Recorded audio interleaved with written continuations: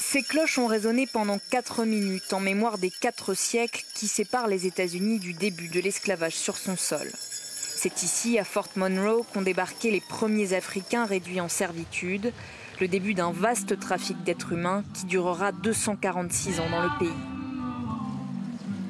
Les descendants de ces esclaves sont les Afro-Américains. Ils constituent aujourd'hui 15% de la population. Réunis par centaines ce jour-là, ils sont venus revendiquer cette identité. C'était important pour moi de venir ici et d'emmener mon fils parce que j'ai grandi sans connaître l'histoire de ce lieu, sans savoir ce par quoi mes ancêtres sont passés, ni ce qu'ils ont accompli. Or, nos enfants doivent connaître cette histoire qui nous a si longtemps été cachée.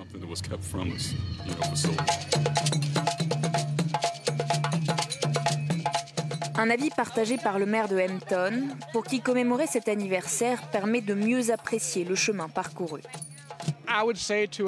Si j'avais un conseil à donner aujourd'hui à un Afro-Américain de 12 ans, je lui dirais que les opportunités qui s'offrent à lui sont immenses, qu'il faut continuer à avancer, qu'il descend d'individus qui ont eu la force, la résistance et la persévérance nécessaires pour survivre au pire traitement possible.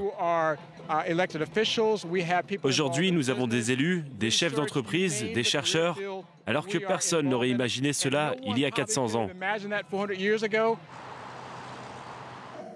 Devant les caméras, les personnalités politiques se succèdent, ainsi que les déclarations.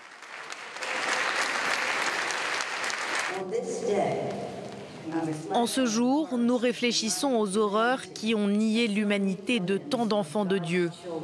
Et nous nous félicitons de l'esprit incontestable et inextinguible de dignité, de résilience et de force d'un peuple dont la libération annonçait la naissance d'une liberté nouvelle pour la nation entière.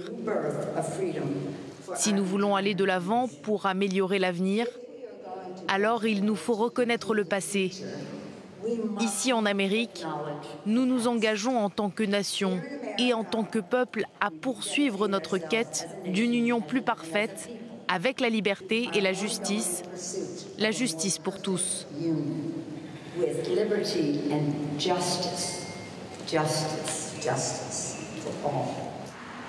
Mais loin des objectifs, la réalité sociale aux États-Unis est celle du regroupement communautaire. Les HBCU, les universités historiquement noires, en sont l'un des exemples. Pendant la ségrégation, les élèves noirs n'étaient pas admis dans les mêmes universités que les blancs. Ils ont donc créé leur propre système académique. Ces universités, comme Howard à Washington, existent toujours. Elles sont ouvertes à tous, mais quasiment exclusivement fréquentées par des Noirs américains. Dans cette classe, le professeur Araujo, d'origine brésilienne, enseigne l'histoire de l'esclavage et la réparation. Ils ont commencé à nous traiter de fainéants dès lors que nous avons arrêté de travailler gratuitement, parce que nous voulions notre autonomie, pouvoir subvenir à nos besoins et travailler nos propres terres. Mais à la minute où nous avons arrêté de travailler sur des terres de blancs, pour des propriétaires blancs, nous avons été qualifiés de bons à rien. Et c'est encore le cas aujourd'hui, en 2019. Ici, aux États-Unis, les Noirs, les gens qui descendent des Africains, sont souvent empêchés de voter. Ils ont moins accès à l'éducation, aux services de santé.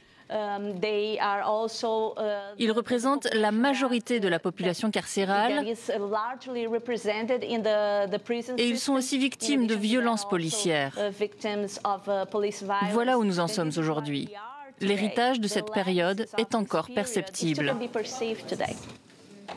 Ces jeunes femmes ont une vingtaine d'années. Elles ont choisi d'étudier dans un HBCU pour en apprendre davantage sur leurs origines et ne pas être exposées à la discrimination. Laney est originaire du Mississippi, Anissa de Brooklyn à New York et Laurine d'Alabama. Elles sont la jeune génération et pour elles, le travail de reconstruction est loin d'être achevé. Ne pas savoir d'où viennent nos ancêtres, ne pas connaître l'origine de notre nom de famille, ça a une répercussion pour beaucoup d'entre nous. On parle d'immigration et d'immigrants, mais l'immigration forcée des Noirs doit être enseignée et racontée précisément. Quand je pense à la notion de réparation, j'essaie de penser à ce que mes ancêtres auraient voulu et je crois que ce qu'ils souhaitaient le plus, c'était de rentrer chez eux. Aujourd'hui, nous n'avons plus vraiment de chez nous où retourner, mais je pense qu'il nous appartient de créer ce chez nous quelque part.